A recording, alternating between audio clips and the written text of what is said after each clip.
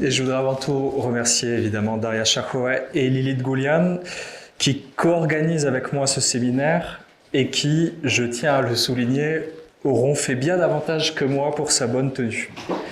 Grâce à elles, nous avons l'occasion de parler un peu plus d'une philosophie russe, somme toute encore méconnue dans le champ universitaire français. Grâce à elle, mais aussi grâce à M. Emmanuel Catin et l'UFR de philosophie de la Sorbonne Université, sans oublier l'école doctorale, concept et langage, dans le cadre duquel entre ce séminaire. Et je voudrais aussi remercier le public. Je vois d'anciennes étudiantes de Moscou et je suis vraiment ravi de vous voir. Ça me rappelle ce bon moment passé à Moscou. Donc merci d'être là. Alors, quant à nous, certainement, je parle pour Daria, Lilith et moi, la tâche que nous visons ou l'intention générale que nous avons essayé de donner à ces quelques leçons est la suivante: faire mieux connaître la philosophie russe, lui donner la place qui, à nos yeux, lui convient, à savoir une véritable originalité qui pourrait intéresser la pensée d'aujourd'hui et aussi une pensée qui a eu dans la constitution de l'identité européenne une certaine importance. Il n'est pas dit, en effet, que des écrivains comme Dostoïevski et Tolstoï, des penseurs comme Chestov et Berdiaïev, des intellectuels anarchistes comme Bakounine et Kropotkin, des psychologues comme Pavlov ou Vygotsky, des linguistes, enfin, comme Jacobson et Bakhtin, auront été tout à fait sans influence sur notre propre identité culturelle européenne ou occidentale. Voilà donc notre tâche: faire connaître ou diffuser cette philosophie à travers les grands noms qui lui sont associés. Or, la difficulté d'une telle mission saute, pour ainsi dire, immédiatement aux yeux. D'une part, cette philosophie est à peu près inconnue, ou lorsqu'elle est connue, elle n'est pas estampillée comme philosophie russe, mais prise de façon isolée selon tel point ou tel autre point, sélectionnée mais sans être réintégrée dans sa dimension d'ensemble. D'autre part, elle est extrêmement vaste et il est comme quasi impossible d'en faire un tout homogène tant les querelles, les méthodes et les sujets varient d'un auteur à un autre, d'une époque à une autre, sans même parler de la censure tant soviétique que tsariste qui aura empêché sa bonne tenue ou sa bonne diffusion. Et effectivement, du courant nihiliste au courant cosmiste, en passant par l'école logique, l'école religieuse ou soviétique, on peut considérer qu'il est artificiel de vouloir les faire tenir ensemble. Est-ce à dire, pour autant, qu'il n'y a aucune homogénéité, aucune cohérence d'ensemble et qu'il est absurde de parler de philosophie russe? N'est-ce pas même absurde, au même titre, par exemple, de parler de philosophie française ou allemande, la philosophie n'étant pas assignée à une quelconque frontière et les philosophes se nourrissant les uns les autres par-delà les époques et a fortiori par-delà les nations? Probablement. Et depuis cette perspective, d'ailleurs, on sera prompt à discerner chez tel ou tel penseur dit russe la marque de l'idéalisme allemand, l'empreinte du positivisme français ou d'autres encore comme le darwinisme, etc. Et encore une fois, je le répète, cette affirmation n'est pas dénuée de fondement.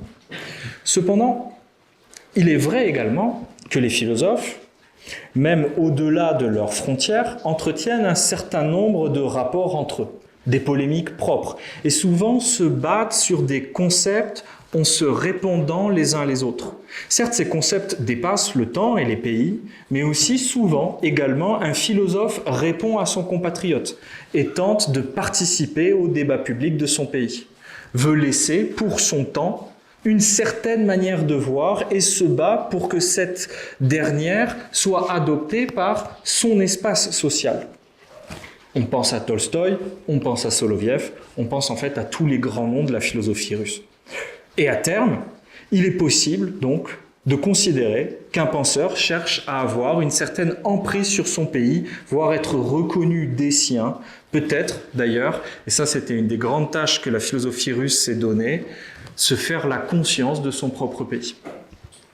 De façon tout à fait frappante, Kojève, le commentateur de Hegel, connu en France comme étant presque français, qui pourtant n'a jamais vraiment rien voulu publier en langue française, écrivait en russe, dans ce qui peut être tenu pour son opus magnum, cette phrase qui me semble tout à fait décisive et qu'on peut utiliser pour répondre ou pour résoudre au moins ponctuellement notre problème. Est-ce qu'on peut parler d'une philosophie russe? Voilà ce qu'il disait: une telle lutte pour la reconnaissance commence parmi les siens. Et après tout, même aujourd'hui, l'on souhaite surtout être reconnu chez soi. Et il écrivait ça en russe, dans son pays, par les siens.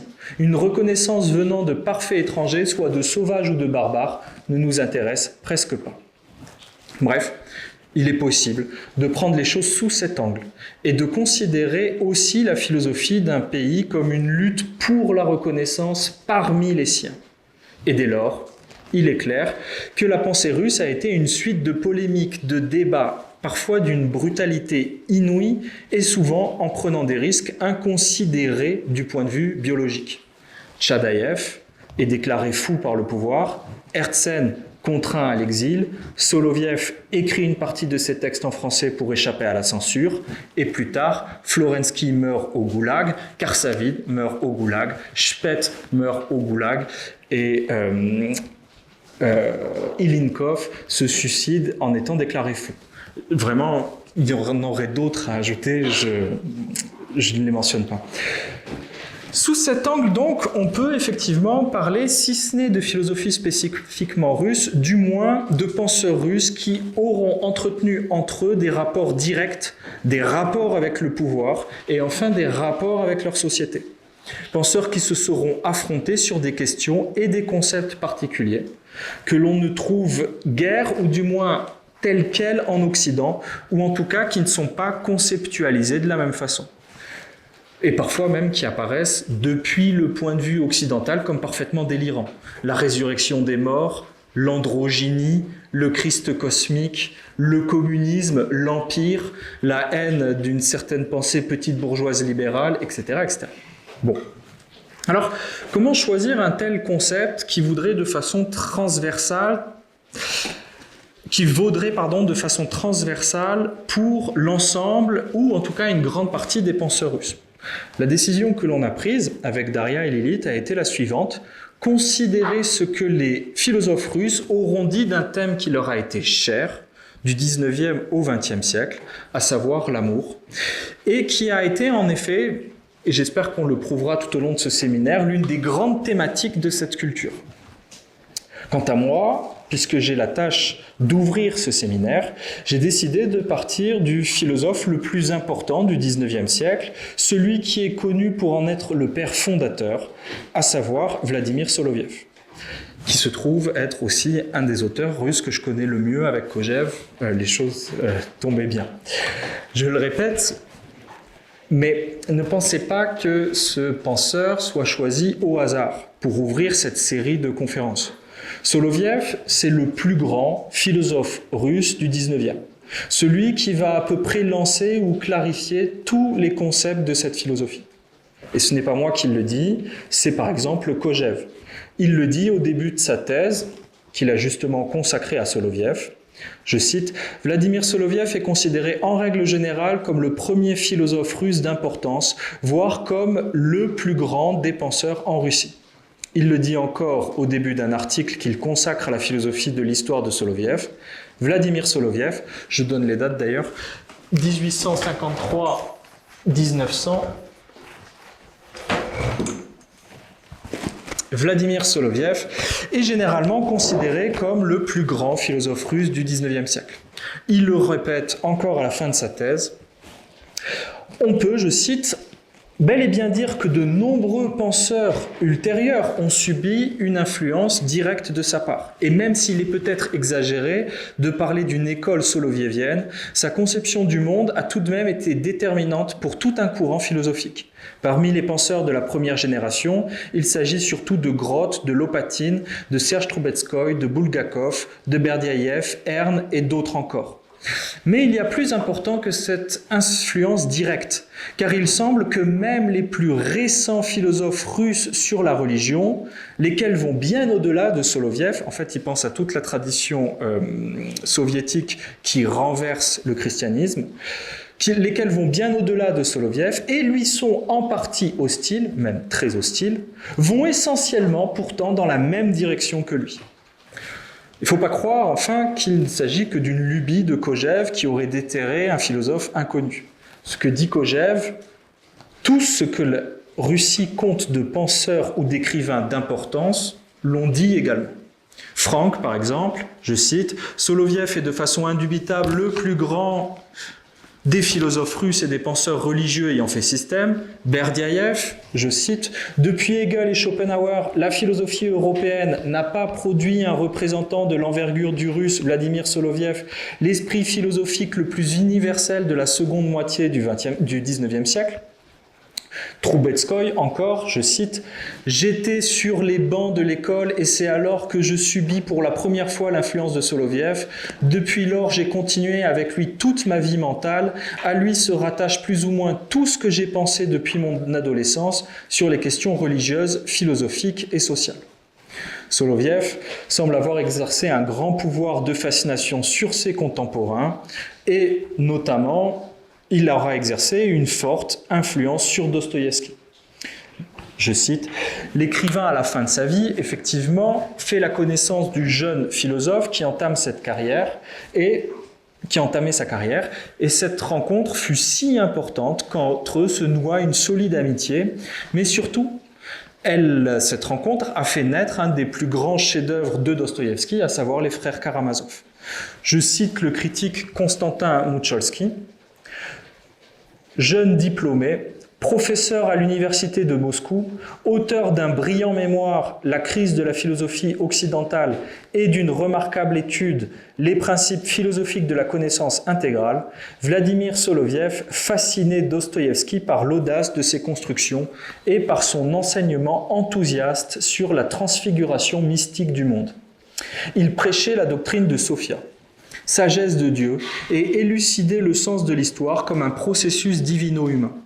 Soloviev devient l'ennemi et l'interlocuteur préféré de Dostoïevski.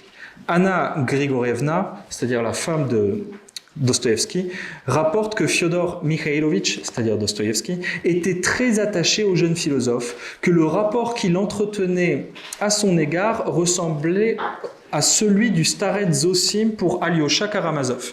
Il disait que Soloviev lui rappelait son ami d'enfance, Chidolsky, par son éclat spirituel et comparait le beau visage du jeune maître à celui du Christ dans les tableaux de Carracci. Alors, la ressemblance de Soloviev avec le Christ, ça c'est aussi une des grandes traditions post-solovieviennes. À peu près toutes les connaissances de Soloviev l'ont dit. Kojève, voulant introduire Soloviev auprès de son éditoire français, commence précisément par là. Un visage, dit-il, qui ressemble à une icône byzantine. On raconte qu'une fois dans la rue, les enfants ont entouré Soloviev en criant « Voilà le bon Dieu, voilà le bon Dieu !» En général, Soloviev semble avoir produit une très forte impression sur tous ceux qui l'ont connu. Il y a quelques années, j'ai rencontré à Berlin un de ses amis qui me l'a confirmé. Et lorsqu'on l'entendait parler de Soloviev, on sentait encore à travers ses paroles la forte impression que produisait la personnalité du maître. D'autres le répéteront. On peut aussi parler d'une aventure mystique avec Anna Schmidt, grande mystique russe, qui a déclaré tout simplement que Soloviev, c'était la réincarnation du Christ. C'était pour elle une évidence.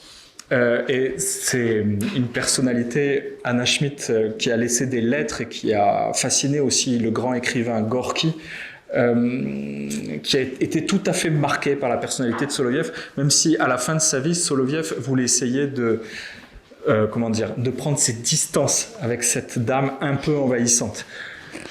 Même Tolstoï,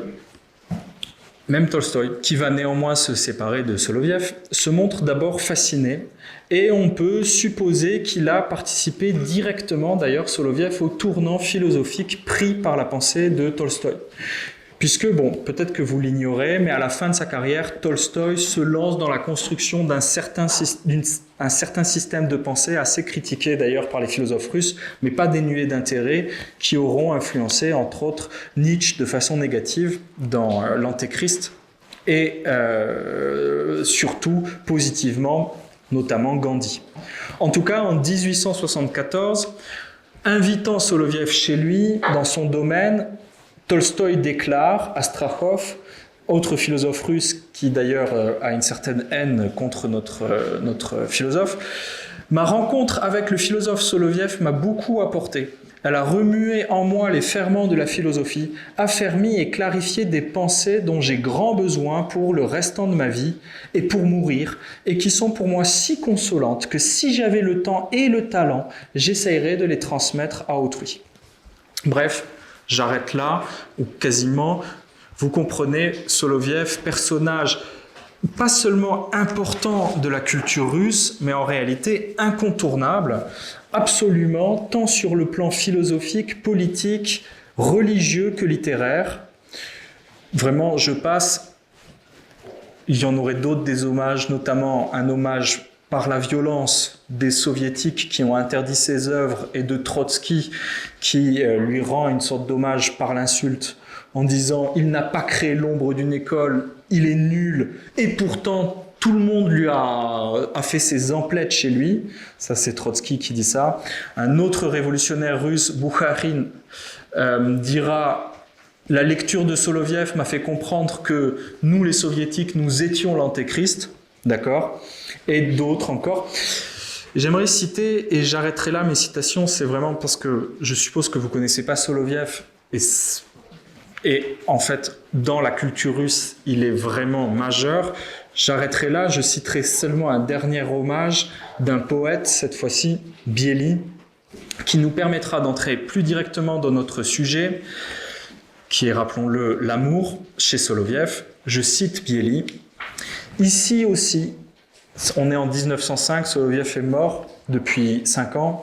Ici aussi, à Moscou, et sur les toits, miaulaient les chats. » En fait, ici aussi, à Moscou et sur les toits, miaulaient les chats. Miauler les chats, c'est une référence à Soloviev. Soloviev écrivant dans La beauté dans la nature, un texte assez intéressant où il se pose la question pourquoi, quand les chats miaulent leur instinct sexuel, c'est pas esthétique. Et il va opposer ça au rossignol, qui se dit aussi Soloviev, c'est-à-dire en fait Soloviev, quasiment, qui lui, quand il chante son instinct sexuel, transforme le chant en œuvre esthétique. Et il se pose la question un peu étrange, pourquoi le rossignol, quand il chante son instinct sexuel, c'est beau, alors que le chat, quand il miaule, c'est laid.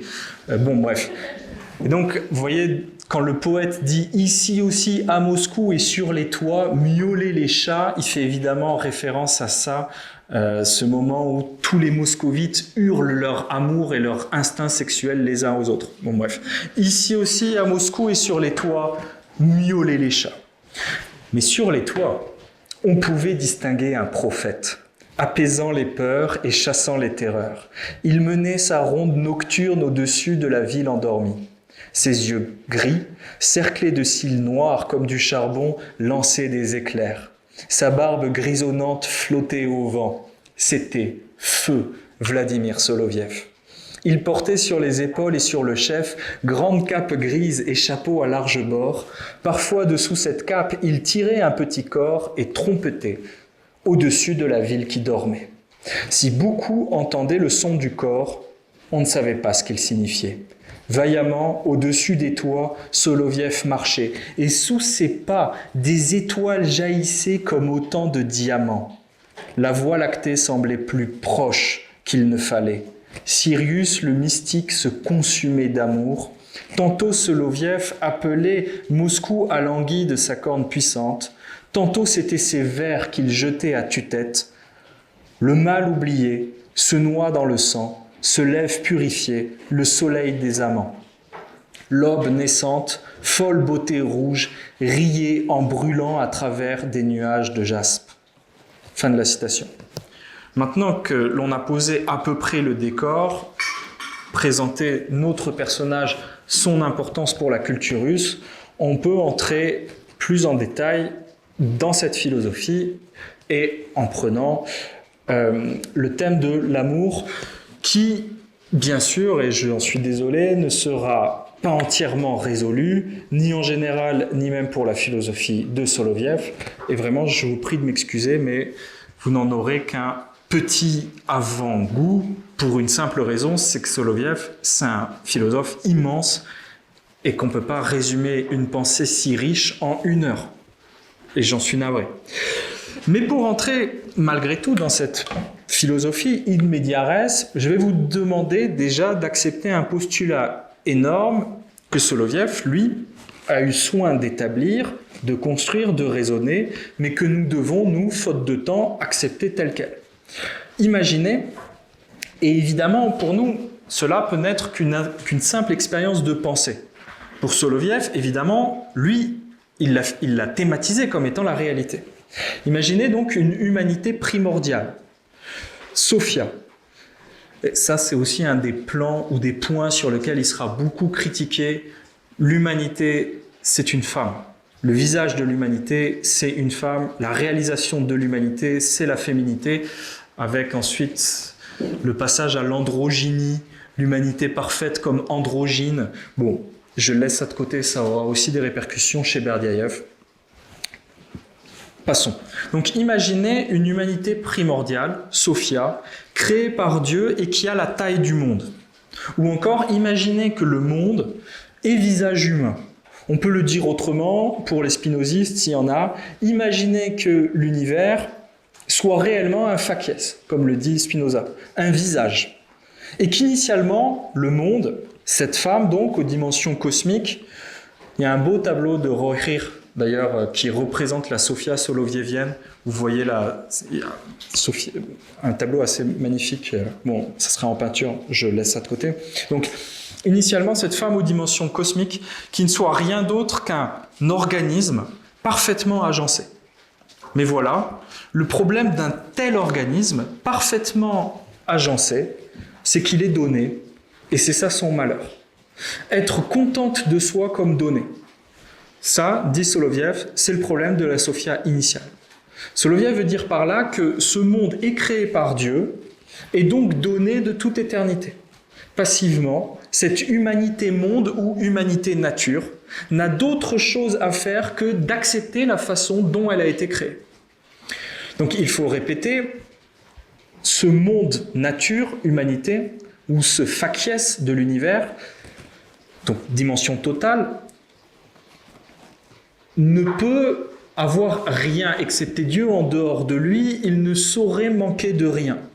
Mais il faut dire aussi qu'en tant qu'il est donné, il n'est pas véritablement satisfait.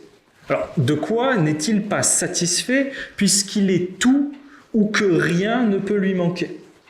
Il n'est pas satisfait, non pas de ne pas être le tout, il est le tout, mais d'être le tout en raison d'un autre. C'est-à-dire d'être le tout en raison du fait d'avoir été créé par Dieu, ou d'être le tout en raison d'un logos qui a imprimé sur cet organisme des rapports parfaits.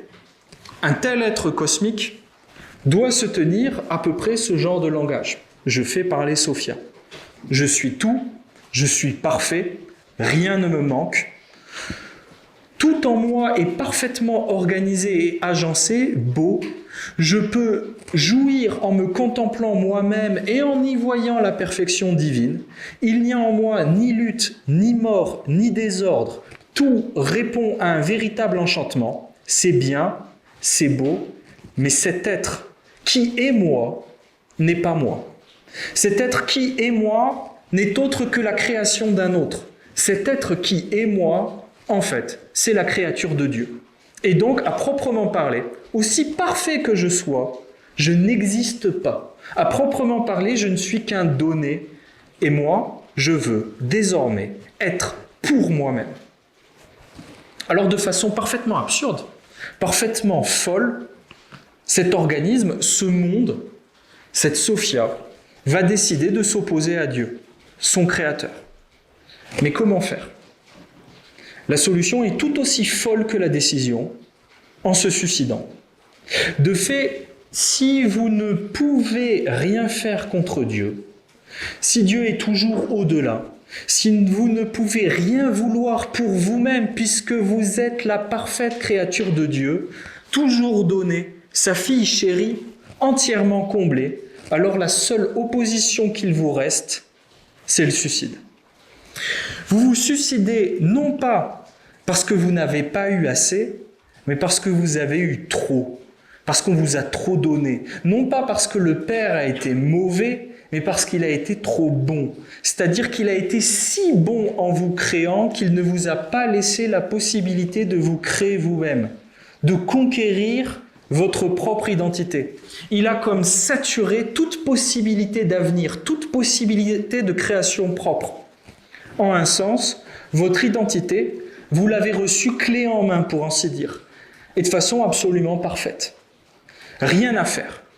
Seulement à s'émerveiller de son propre organisme, de sa propre beauté, et louer le Père de l'avoir fait ainsi, si parfait, en l'aimant en retour de sa si parfaite bonté.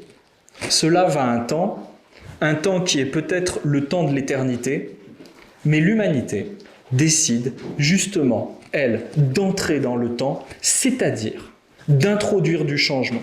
C'est-à-dire d'introduire un changement essentiel, un changement tel qu'il y a un avant et un après, et ce changement, elle le produit en se suicidant. Comprenez ? Dans un tel monde initial, la Sophia, donc, comme organisme parfait, ou encore l'organisme aux dimensions cosmiques, il n'y a pas véritablement de temps. Il n'y a pas de temps parce que tout se répète. Jamais rien ne change véritablement. C'est une ronde ou une circulation des éléments qui ont leur place, qui sont irremplaçables, qui sont inégalables, qui ne sont jamais perdus ni gâchés, qui œuvrent les uns pour les autres et ainsi jamais ne meurent et jamais ne se font d'ailleurs obstacle. Le temps, en revanche, cela demande autre chose, une véritable rupture, un avant et un après. Un événement qui fasse date, un événement qui ne se répète pas, qui crée une situation nouvelle. Le temps, ça demande la mort, mais une vraie mort. Non pas un réagencement des éléments dans une ronde infinie qui finiront bien par se répéter un jour ou l'autre. L'agencement qui s'est ponctuellement défait, mais qui reviendra dans un éternel retour. Non, une vraie mort, un anéantissement, une disparition sans retour. Lorsqu'on est un organisme parfait, quelle situation nouvelle attendre ? Eh bien, l'humanité a décidé, en se détachant du Père, le suicide, c'est-à-dire son anéantissement. Mais comment se suicider ? Ça, c'est une question étrange, fascinante, qui a beaucoup eu d'influence dans l'histoire de la philosophie russe. Soloviev a hésité, et notamment d'ailleurs Dostoïevski, et son ultime réponse est peut-être la plus sinistre, et déjà d'ailleurs présentée chez Dostoïevski pour ceux qui voient le texte, dans Le songe d'un homme ridicule, où le personnage veut se tirer une balle dans la tête et finalement se tire une balle dans le cœur. Très beau texte. Bref, comment se suicider ? L'humanité a cru qu'il fallait se suicider, non pas en se tirant une balle dans la tête, mais, et je le dis de façon métaphorique, en se tirant une balle en plein cœur. Alors, évidemment, concernant l'humanité primordiale, je le répète, il faut entendre ça sous un angle métaphorique. Qu'est-ce que ça signifie donc se tirer une balle en plein cœur ? Je laisse de côté la solution se tirer une balle dans la tête, fort intéressante, mais cela nous éloigne du sujet. Il est bien sûr question ici de cœur et d'amour, voire de haine. Nous sommes donc, Si vous acceptez cette expérience de pensée dans ce monde-là, c'est-à-dire dans un grand cadavre cosmique qui a asphyxié chez lui toute forme d'amour et d'abord qui a asphyxié le trop grand amour que lui avait porté son Créateur de Père. Nous sommes non plus l'humanité collective assemblée formant un seul tout, mais nous sommes les hommes, pour ainsi dire, dans ce grand cadavre pourrissant à la façon de ver. Comprenez bien, c'est un mythe cosmogonique. Et étonnamment d'ailleurs, ce mythe cosmogonique de Soloviev, l'humanité primordiale s'étant suicidée et nous, les hommes, n'étant que des vers rongeant ce cadavre cosmique, c'est aussi un mythe cosmogonique d'une vieille tradition slave. Comment est né le monde?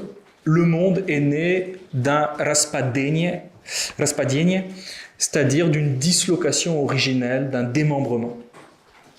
Ça, c'est un vieux mythe slave, que le premier mythe cosmogonique de la tradition slave raconte effectivement que le monde naît d'un géant qui meurt et nous ne sommes nous que les vers ou les animaux dans ce géant cosmique. Bon, c'est la naissance du monde libre. La mort de cet organisme vivant, initial, primordial, se suicidant, c'est la naissance du monde libre. Libre, pourquoi ? Car ils sont enfin, ces éléments, débarrassés de Dieu. Un peu, lorsque vous mourrez, disons, vos organes, vos globules et les différentes bactéries qui œuvrent toujours pour le grand tout, qui ont toujours une fonction, se diront, je ne sais pas moi, chouette, enfin en vacances quoi. On n'a plus à travailler pour le grand tout. On n'a plus à travailler pour le grand corps qui nous surplombait. C'est certainement là, pour eux d'ailleurs, ces éléments, une longue morte dans un cadavre en voie de décomposition, mais au moins chaque élément rejette ses fonctions et se trouve comme livré à lui-même. Autre possibilité de la liberté. Je suis livré à moi-même, j'ai plus de fonction prédéterminée, la fonction de tel ou tel organe, de tel ou tel rôle à accomplir. Le monde est mort. Et dans ce cadavre pourrissant, j'ai plus de fonction. Bref, à travers donc la liberté de cet état de contre-nature, où chacun n'agit plus que pour soi, c'est aussi paradoxalement la naissance d'une brutale bousculade de heurts infinis, entraînant souffrance et entrave. Et je cite là Soloviev, le fondement général pour notre monde, le monde tel que l'on connaît, de toute souffrance, morale ou physique, consiste pour le sujet à dépendre de quelque chose d'extérieur, d'un fait externe qui le lie et l'oppresse violemment. Or, pareille dépendance extérieure serait évidemment impossible si ce sujet se trouvait en union intérieure réelle avec tout le reste, s'il se sentait en toute chose. Rien ne lui serait alors absolument étranger et extérieur, rien ne pourrait le limiter ni l'opprimer. Se sentant en accord avec tout le reste, il percevrait toute action exercée sur lui comme conforme à sa volonté propre, comme agréable, et par conséquent, il ne pourrait pas éprouver de souffrance réelle. La souffrance est chez Soloviev, dont le premier amour en philosophie est d'ailleurs Spinoza, le résultat d'une cause extérieure qui vient limiter, voire diminuer, lier, écrit-il, la puissance d'un individu. Prenons un exemple spinoziste qui continue mes propos. Le ver dans l'organisme. Vous trouvez ça dans la lettre à Oldenburg.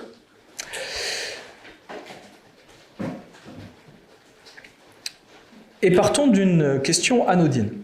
Le ver dans mon sang, m'est-il intérieur ou extérieur ? C'est ce que déclare par exemple Spinoza. Imaginons, si vous voulez, un ver vivant dans le sang. Cet animal vivrait dans le sang comme nous-mêmes dans une partie de l'univers et considérerait chacun des éléments comme un tout et non pas comme une partie. Nous, on est ce ver dans cet univers. et on voit les choses de façon séparée, distincte. On ne comprend pas qu'autrefois on faisait un tout organique et qu'autrefois chacun d'entre nous répondait à l'autre et œuvrait pour ce même organisme qui n'était rien d'autre que la fille de Dieu. Ok. La souffrance, donc, c'est précisément ce moment où l'autre ne vient plus faire un avec moi, mais vient me faire obstacle, vient nier ma puissance d'agir, vient s'opposer à moi. D'accord. Reprenons donc ma question. Le ver dans le sang, est-ce qu'il est intérieur ou extérieur? Bien sûr, en un sens spatial, celui de contenant-contenu, la question est un non-sens. Le ver, selon l'expérience même de pensée, puisqu'il est à l'intérieur de mon organisme, dans mon sang, est bel et bien à l'intérieur de moi-même. Réponse facile et évidente, qui en appelle pourtant une autre, et qui appelle une autre perspective, c'est-à-dire aussi une autre définition de l'intériorité. Si en effet, le ver diminue ma puissance d'agir, et les spinozistes reconnaîtront là Spinoza, c'est-à-dire s'il désorganise le rapport entre les éléments qui me constituent, au lieu de les renforcer, voire s'il s'approprie ces éléments en me dévorant de l'intérieur, je peux dire qu'il est en dernière instance cause extérieure de ma propre puissance d'agir. Pourquoi extérieure ? Précisément parce qu'il n'entre pas dans le rapport qui organise mes parties entre elles. Or, ce rapport, c'est elle qui est la mesure de l'intériorité véritable. Soloviev l'appelait âme, qu'importe, quoi qu'il en soit, pour que quelque chose me soit véritablement intérieur, il faut, pour ainsi dire, qu'il entre dans mon âme, qu'il participe à ma puissance d'agir, comme un principe actif de cohésion. Inversement, une chose extérieure est ce qui vient désorganiser ces rapports, autrement dit, entraver les éléments qui me constituent. Enfin, il faut ajouter que cette désorganisation des éléments, que de cette déchirure en fait contrainte, de cette dislocation venue de l'extérieur, je ressentirai une douleur cuisante, ce que l'on appelle une souffrance. Ces vers sont donc tout à la fois extérieurs et cause de souffrance, ou plutôt parce qu'ils me sont extérieurs, ils me sont un tourment, ils me sont une souffrance. On peut comprendre la même idée en renversant l'explication.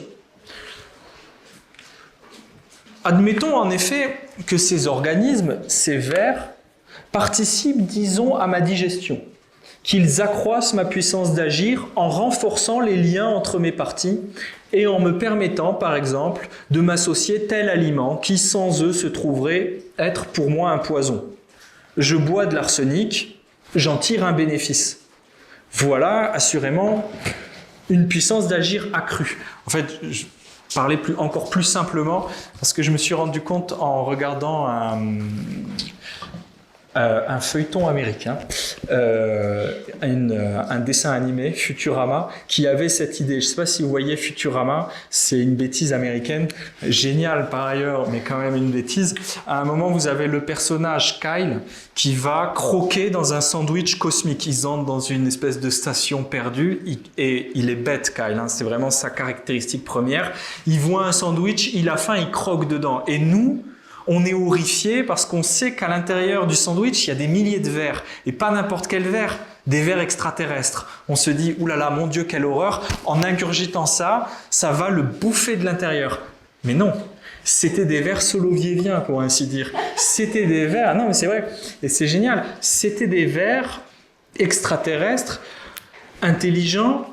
En rentrant en Kyle, ils comprennent qu'ils appartiennent maintenant à ce grand organisme et au lieu de le dévorer, ils font tout pour œuvrer pour Kyle. C'est-à-dire que le cholestérol qu'il a, ils le mangent, ils voient que ses neurones, ça fonctionne pas bien, ils arrangent les neurones entre elles, il devient super intelligent, musclé en faisant rien. Bref, d'un coup, les vers ne sont plus des prédateurs pour lui-même, mais sont cause d'accroissement de puissance. Vous voyez l'idée, vous voyez ce que je veux dire? C'est la même idée en fait. Je bois de l'arsenic, j'en tire un bénéfice parce que les vers, dès qu'ils voient l'arsenic, se disent mon Dieu, mon Dieu, mon Dieu. Ils mangent l'arsenic et ils le transforment, ils en font un bien pour le corps total. Bref, et là, de ce point de vue-là, à proprement parler, ces vers me conservent ou conservent le rapport qui préside aux éléments de mon corps. Ils président au tout. Bref, loin d'être un danger ou une source de dissolution ou de pourrissement, c'est-à-dire loin d'être extérieurs, ils entrent dans le rapport, ils y participent. Répétons la question, que se passe-t-il alors? Il se passe, comme dirait Soloviev, que le sujet que je suis se trouve en union réelle avec eux. Ou encore que mon organisme, de la même façon qu'il est dans mon cœur, dans mon foie, dans mes poumons, se trouverait également dans les vers. Ou que les vers seraient en lui. Soit on a compris des éléments qui ne sont plus extérieurs au rapport et venant le défaire, mais qui y participent et le renforcent.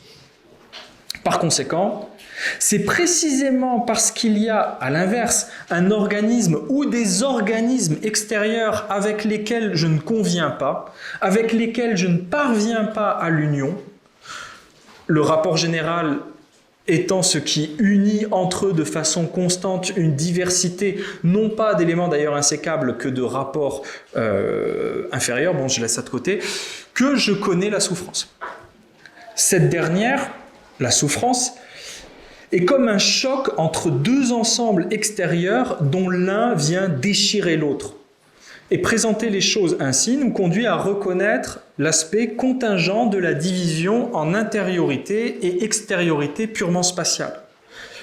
Non pas seulement parce que cette définition spatiale ne recoupe pas la définition en termes de puissance, accroissement ou diminution, mais parce que cette dernière même est entièrement traversée par une fluctuation de frontières dans un vaste. Là, pareil, c'est un des grands thèmes de la philosophie russe, grand thème de cette pensée, dans un vaste échangisme de la matière, selon l'expression de Bulgakov, ou dans un communisme cosmique. Vraiment, la question du communisme en Russie ne s'arrête pas simplement au soviétisme et au marxisme, mais trouve un arrière-plan religieux très fort, et notamment chez un auteur comme Bulgakov. Donc, dans un vaste échangisme de la matière, où, je le cite encore, un communisme cosmique, ou, c'est encore une de ces expressions, un communisme du même corps pour tous. C'est assez fascinant quand on y réfléchit bien, qui va absolument à l'encontre de toute doctrine libérale, la liberté n'étant pas la propriété que j'ai sur mon propre corps, puisque de toute façon je n'ai pas de corps propre, on a en partage un seul et même corps. Communisme du même corps pour tous, on s'échange constamment nos particules.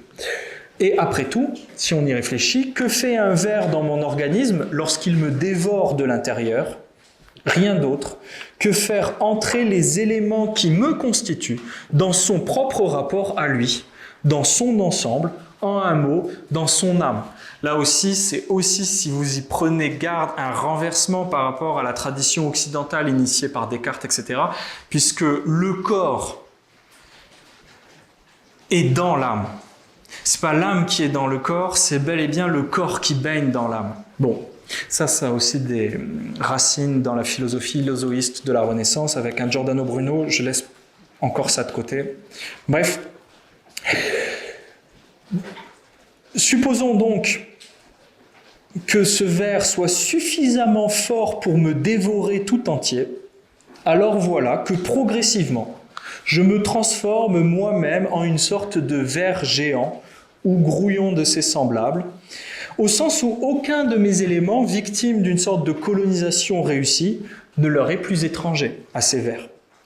Ce ver, ou ces vers, prend les dimensions de mon corps qui, de toute façon, est sien désormais. Mes éléments, y trouvent-ils d'ailleurs un changement essentiel, se sont réorganisés dans son rapport à lui. Là, pareil, si vous voulez voir un truc qui est assez fascinant, pareil, une américanerie, mais qui est tout à fait intéressante.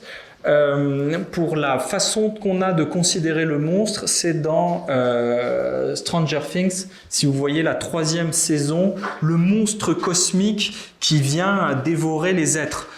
Mais en fait, c'est un monstre. Mais pourquoi un monstre ? Tous les éléments, tous les personnages viennent, ne faire plus qu'un seul corps avec lui. Ça pourrait presque être un paradis russe jusqu'à un certain point, puisqu'il n'y a plus de distinction, il n'y a plus de division. D'un coup, il n'y a plus de séparation et de lutte. On n'est plus qu'un seul et même corps. Bon, en fait, ça reste quand même horrifique, même pour les Russes, parce qu'ils y introduisent une autre dimension, qui est une dimension essentielle, celle de l'amour. J'y arrive. En tout cas,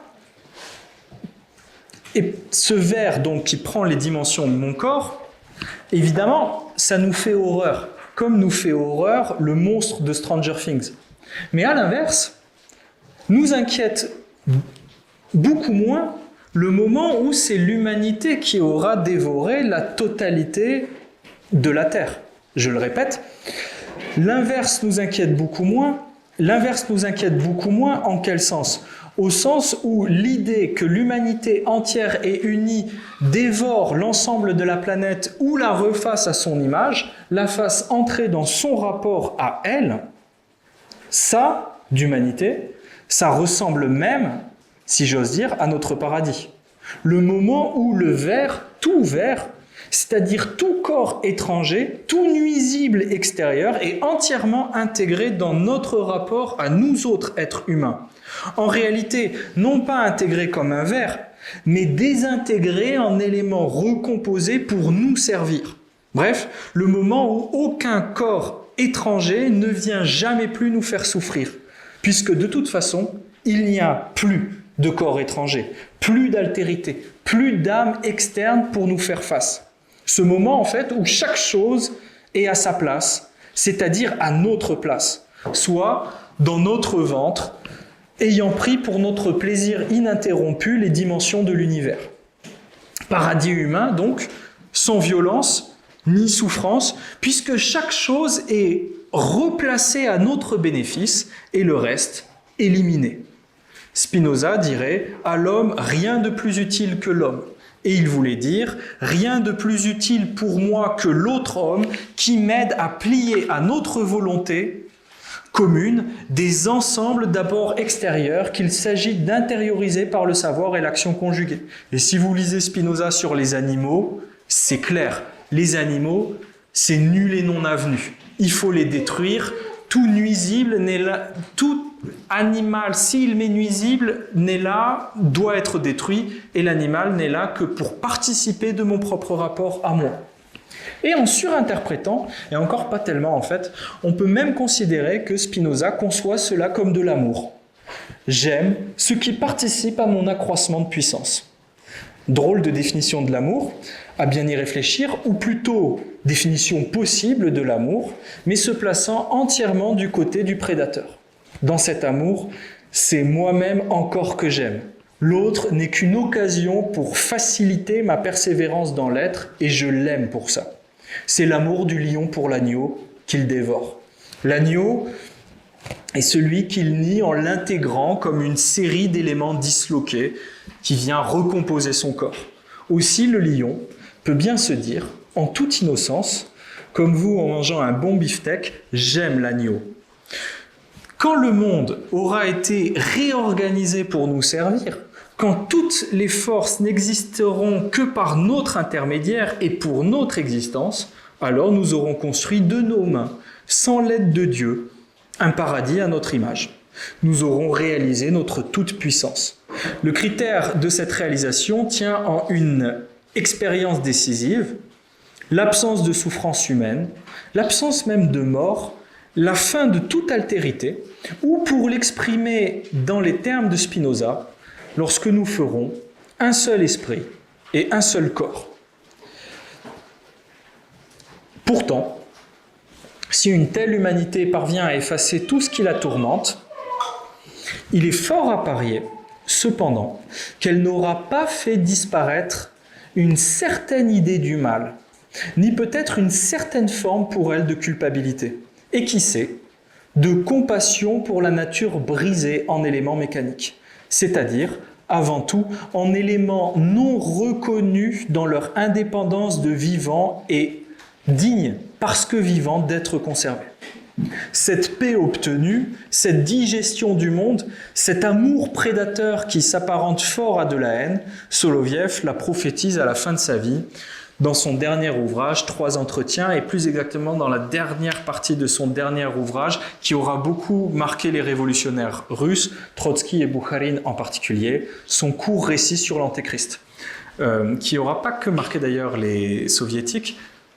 Kojève dit c'est ce qu'il y a de plus génial chez Soloviev, mais ça a aussi marqué les religieux. Jean-Paul II, par exemple, ne jurait que par ce texte. Si on change de perspective, et si jamais ça vous intéresse, et si vous n'avez pas le temps de lire Soloviev, ce que je comprends, il y a eu un film fait par un réalisateur important roumain, je crois, sur les 3 entretiens de Soloviev.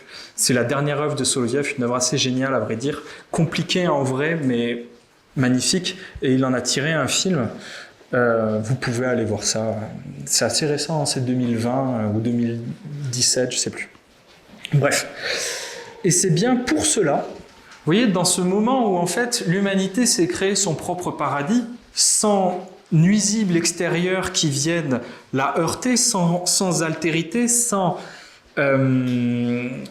organisme qui pourrait venir défaire les rapports qu'elle-même a institués. Donc c'est précisément pour ça qu'à la fin de l'entretien, les personnages qui ont écouté cet antéchrist restent circonspects et se demandent « Mais quel est le sens de ce drame ?»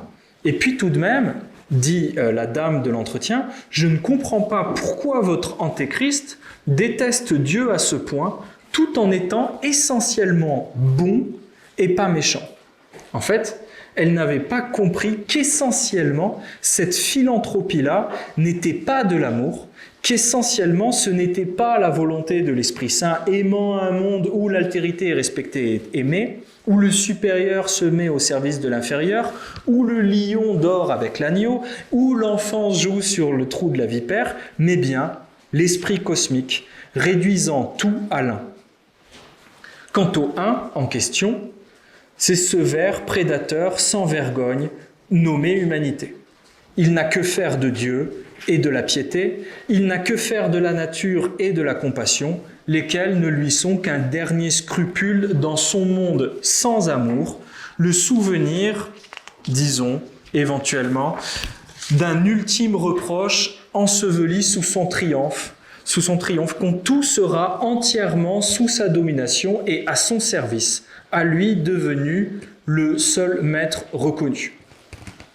Pour éviter cet abîme du mal recouvert, je cite Soloviev, du voile étincelant du bien et de la justice, de l'humanisme en fait, poussé jusqu'à son extrême limite, il fallait, dit Soloviev, à la souffrance, stradanie, ajouter, selon la justification du bien, son grand ouvrage, la honte, la compassion, sastradanie, et la piété, qui devait être le fondement de ce qu'il concevait comme une politique chrétienne devant ressusciter Sophia.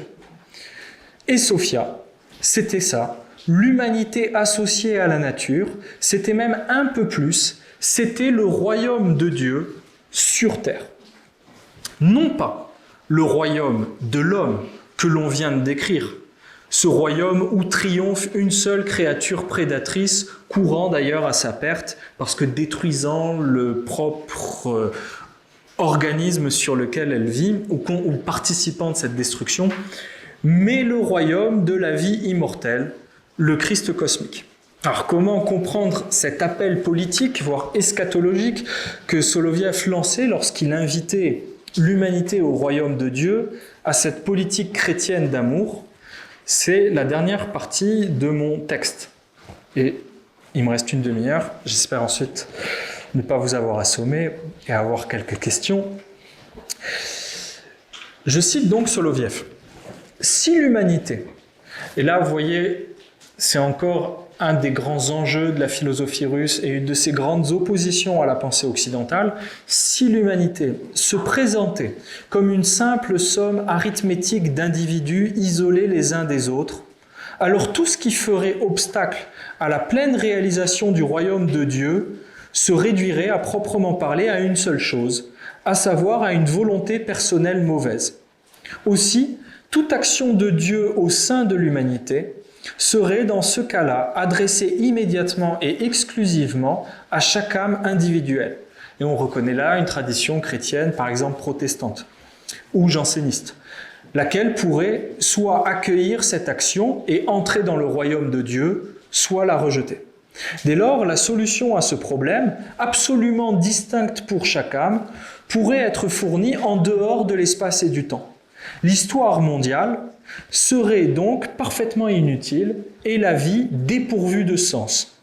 Heureusement, l'humanité, человечество, n'est pas un tas de poussière psychique, mais un corps vivant, pourvu d'une âme, corps qui se forme et peut se transformer, corps qui se développe de façon successive et régulière, corps qu'on peut décomposer et recomposer de différentes manières, corps enfin qui se rattache diversement au reste du monde et accueillera de façon exhaustive l'Esprit de Dieu, soit l'Esprit d'amour. On voit apparaître ici une première détermination de ce que Soloviev entend par royaume de Dieu. Et c'est là encore, j'insiste, un des grands marqueurs de la pensée russe. Le rejet de l'individualisme et prendre toujours les choses sous un angle collectif. Bref, le royaume de Dieu, c'est un état ou une figure revêtue par l'humanité, prise comme un tout organique, à son ultime déploiement. Pour le penseur russe, l'humanité existe à part entière, en personne. Elle n'est pas une somme arithmétique de grains de sable, au contraire, elle est un sujet revêtant une série de figures allant jusqu'à la divino-humanité. Typiquement, les communistes soviétiques russes seront entièrement du côté de Soloviev de ce point de vue-là. Vous n'êtes jamais un individu, vous êtes toujours l'individu d'un temps et d'une époque appartenant à une organisation sociale supérieure. Bref, le communisme ou le libéralisme, ce n'est pas une figure extérieure, c'est précisément une des dernières mues que l'humanité a prises. Et de ce point de vue d'ailleurs, si pour Soloviev, la dernière mue de l'humanité, c'est ce moment où elle se transforme et où elle devient Église universelle, c'est-à-dire divino-humaine, chez les penseurs soviétiques russes, en particulier Kojève, ça sera le moment où l'humanité deviendra divine, non pas divino-humaine, mais humanité divine, dans une sorte de renversement et d'ébranlement de la figure chrétienne. Bon, je laisse ça de côté, mais ça rentre dans notre perspective de relation entre ces penseurs qui se sont combattus et qui, évidemment, ne disent pas la même chose, mais pourtant entrent chacun à leur tour dans un certain nombre de concepts auxquels ils veulent faire droit et sur lesquels ils luttent et qu'ils désirent avoir une influence pour, non pas seulement d'ailleurs leur société, mais la totalité du monde. Bon. Le royaume de Dieu, en tout cas, pouvait avoir pour autre nom Église universelle. Et je le répète, il faut comprendre cette dernière en son sens le plus intime. L'Église, c'est comme la chair de l'humanité. Une chair entièrement destinée à se pénétrer de Dieu, la dernière figure de l'humanité, Église devenue capable de transfiguration ou encore Sophia ressuscitant. En un sens, je le répète, c'est également pour cela que Soloviev représente, par exemple, aux yeux d'un Kojève athée, le stade le plus haut du christianisme. Car avec lui, l'homme devenait à la lettre la maison ou le corps de Dieu, de sorte que la frontière entre l'humain et le divin se brouillait, tant était grande leur intimité, même si, chez Soloviev, c'était en dernière instance toujours Dieu qui donnait le là. Bon. Je cite Soloviev. « Ce royaume de Dieu qui vient à notre rencontre, c'est l'Église extérieure et objective. Une fois admise cette jonction à Dieu, jonction offerte à l'humanité doit encore la faire sienne par un labeur qui lui est propre. Elle doit l'introduire dans tous les aspects effectifs de sa vie comme le principe qui réforme, qui transfigure cette dernière. Et ce principe, c'est le royaume de Dieu. Un royaume dont on s'empare par un effort violent et qui peut, mais seulement après ce processus actif, devenir de façon définitive l'effectivité manifeste. Voilà donc le royaume de Dieu qui, comme une puissance secrète, existe éternellement à l'intérieur de nous. Donné au départ comme un fait sacré, produit ensuite par nous comme une effectivité vivante, il peut enfin se découvrir en nous et en toutes choses comme l'état parfait de l'amour invincible, de la paix et de la joie dans l'Esprit Saint. Fin de la citation. À quoi finalement appeler cette philosophie ? À émanciper l'homme hors d'une société actuelle par trop étroite, incapable de remplir la destination de l'humanité à être corps du Christ et de la nature. Par conséquent, il ne s'agissait pas pour lui d'un appel à abandonner la société ou à abandonner la nature, à la laisser à son triste sort. Il s'agissait plutôt de lui faire endosser dans l'Église ce qu'elle seule pouvait vraiment accomplir, à savoir tailler ses enfants en autant de diamants capables de s'ouvrir et de resplendir à la lumière de Dieu, elle qui actuellement, cette société les moule au contraire en autant de charbon obscurément repliés sur leur égoïsme. En dernière instance, pour Soloviev, c'était bel et bien cela qui se jouait dans la prise de conscience humaine. L'humanité devait saisir qu'elle n'existait pas pour soi, mais qu'elle n'était que le support ouvert de la vie, d'une vie éternelle ou divine, qu'elle doit dès lors être capable de déployer avec les animaux, avec la nature, dans la beauté, en autant d'œuvres vivantes, immortelles et uniques, formant ensemble, en un seul tout organique, la nature entière, respectueuse des différences. Car si au fond de chaque homme agit une vie qui ne lui appartient pas, alors il a le devoir d'en être le support étincelant, d'en déployer au maximum les puissances, ce qu'il ne peut faire que solidairement avec tous les autres, nature comprise, en une seule et même communauté, avançant sur un chemin devant conduire ses membres conjointement à l'immortalité et même à la résurrection. Où ça ?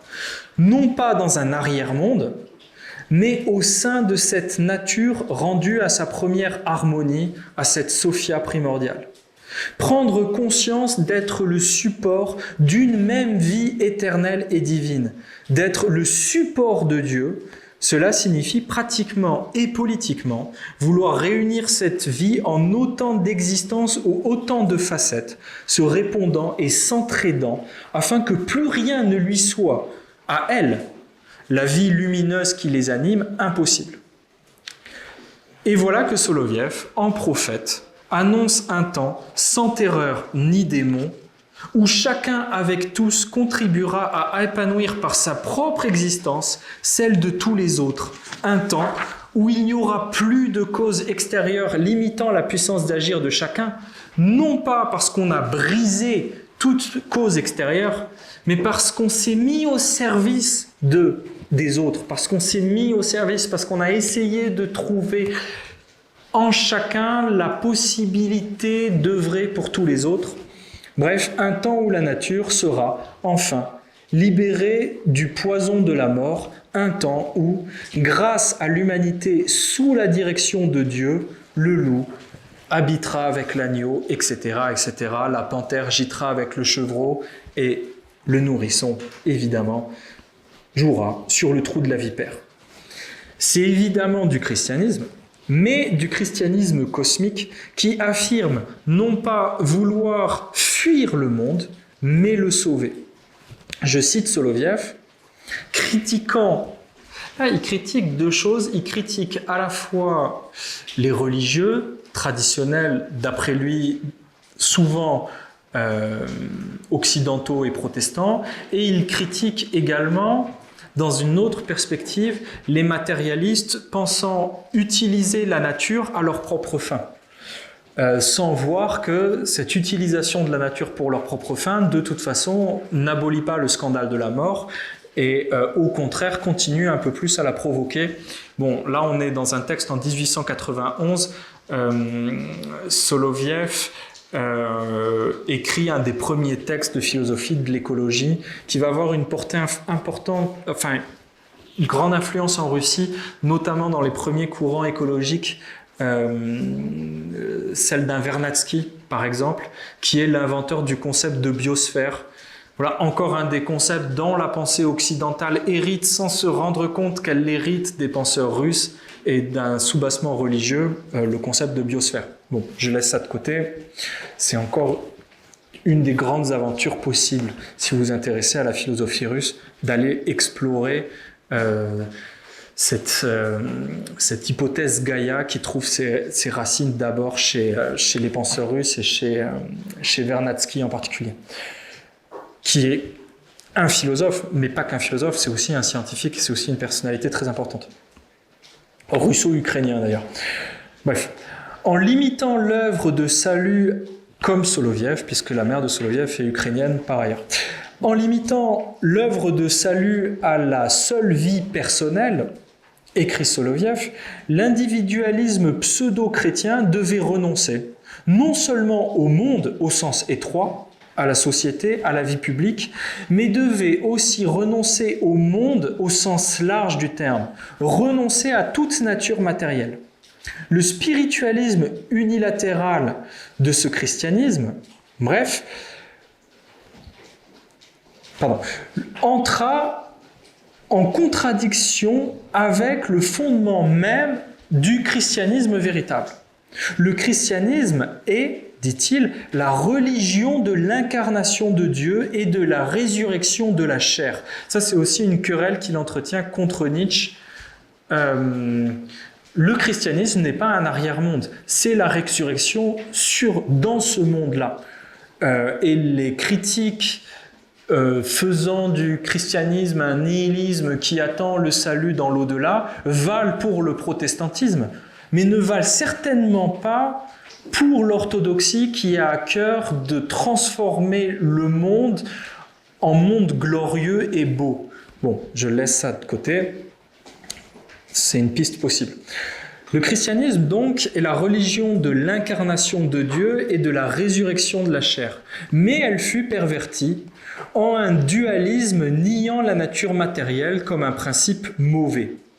Contre ce spiritualisme pseudo-chrétien, qui voit dans cette nature un principe mauvais, les matérialistes athées avancèrent une autre conception, tout aussi fausse, et en fait, pour lui, qui est la même en son cœur. Vous allez voir pourquoi.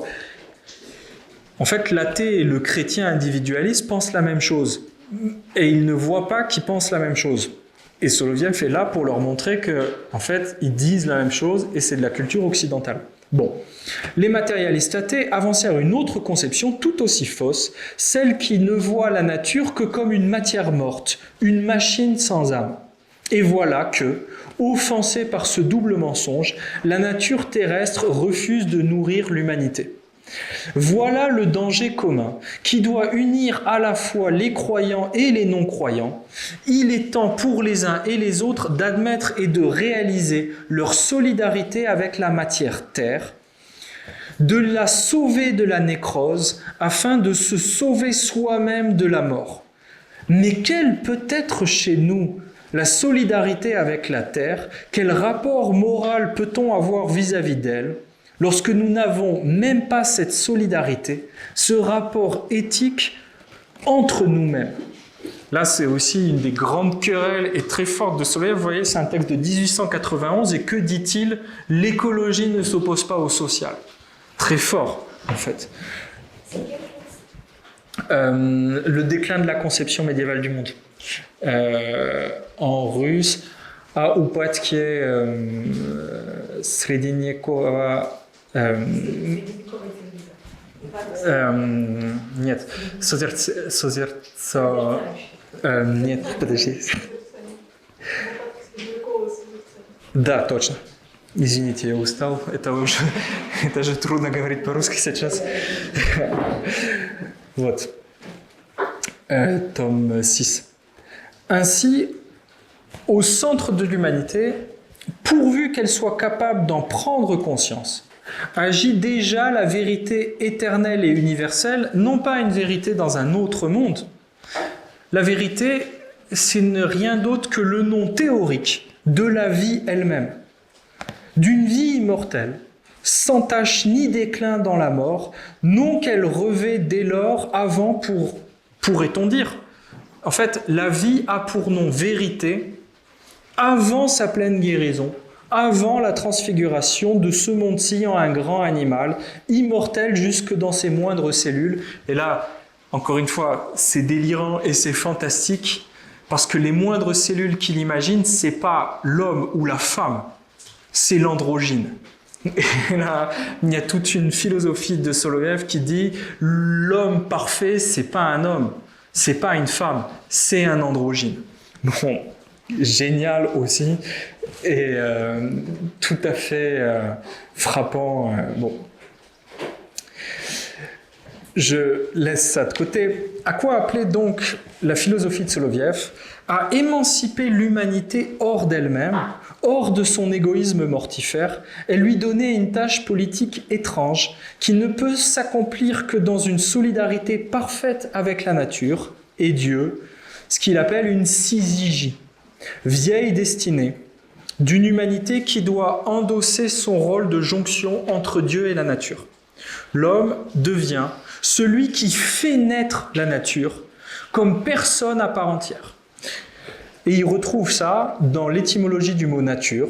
Il écrit « Le mot latin natura, qui doit naître, désigne de façon très éloquente l'âme du monde et la tâche de l'humanité.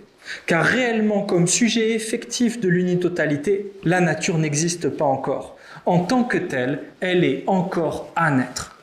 Ou plus exactement, à renaître dans une résurrection. » Soloviev pouvait ainsi réunir la sagesse grecque, le connais-toi toi-même, et la religion chrétienne, connaît la vérité, en une seule et même tâche cosmique et politique. Se connaître pour l'humanité, c'est connaître en son fond la toute-puissance divine, c'est se donner la capacité par la solidarité des hommes entre eux et avec la nature, d'incarner la divino-humanité, d'engendrer, dit-il, dans la beauté, ou encore d'être ce diamant aux dimensions de la nature qui fait étinceler Dieu en autant de facettes irremplaçables.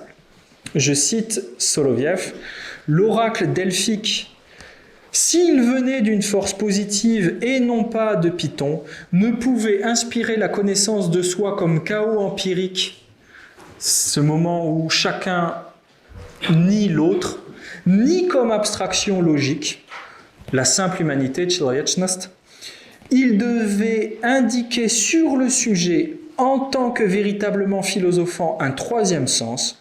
Donc le sujet se définit non pas par sa bigarrure matérielle, ni par sa vacuité formelle, mais par son contenu inconditionnel, comme raison en devenir de la vérité même. Par conséquent, l'impératif « connais-toi toi-même » signifie « connais la vérité ».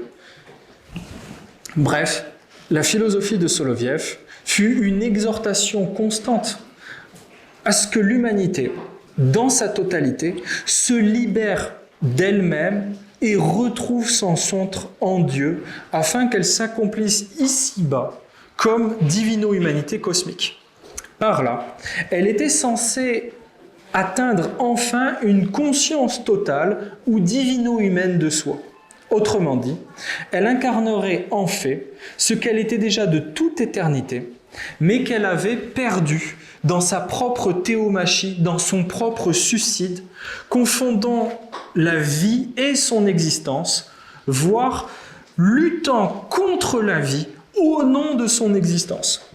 Je cite un dernier texte de Soloviev. « Ce que nous appelons d'ordinaire notre moi ou notre personnalité n'est pas un cercle de vie clos sur lui-même et complet, comme propriétaire de son contenu propre, de son essence ou du sens de son être.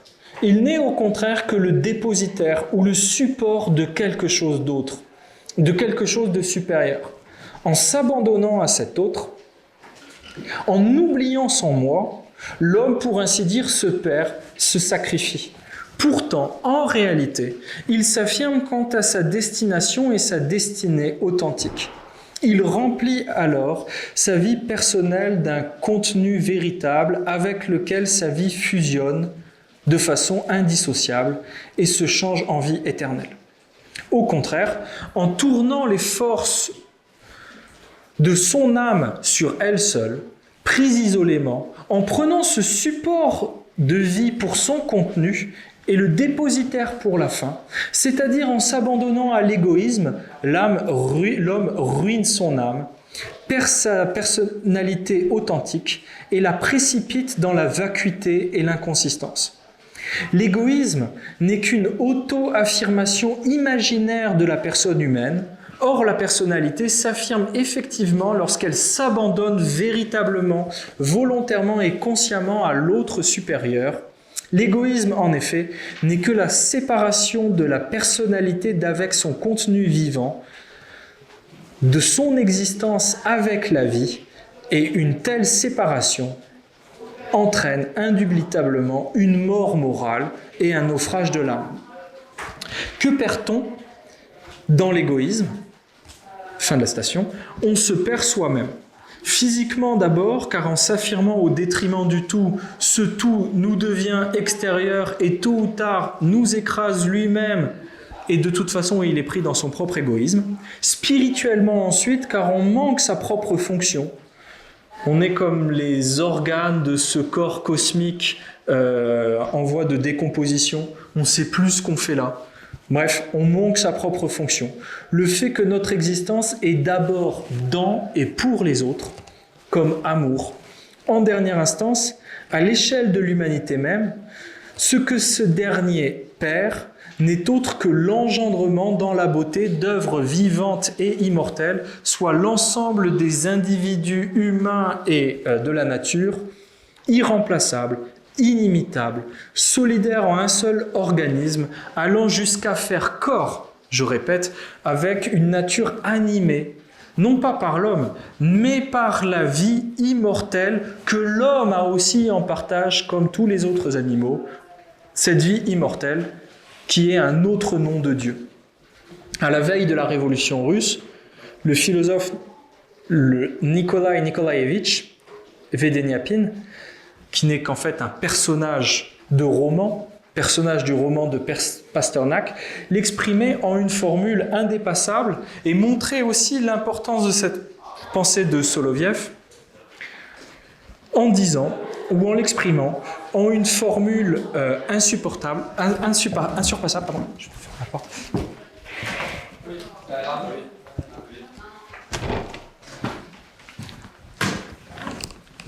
En une formule insurpassable, je cite, « Qu'il s'agisse de fidélité à Soloviev ou à Marx, peu importe. » Oui, c'est génial, l'opposition. Qu'il s'agisse de fidélité à Soloviev ou à Marx, peu importe. C'est le grand roman Le docteur Zhivago de Pasternak qui raconte évidemment les attentes, les illusions et les déceptions de la révolution russe. Qu'il s'agisse de fidélité à Soloviev ou à Marx, peu importe.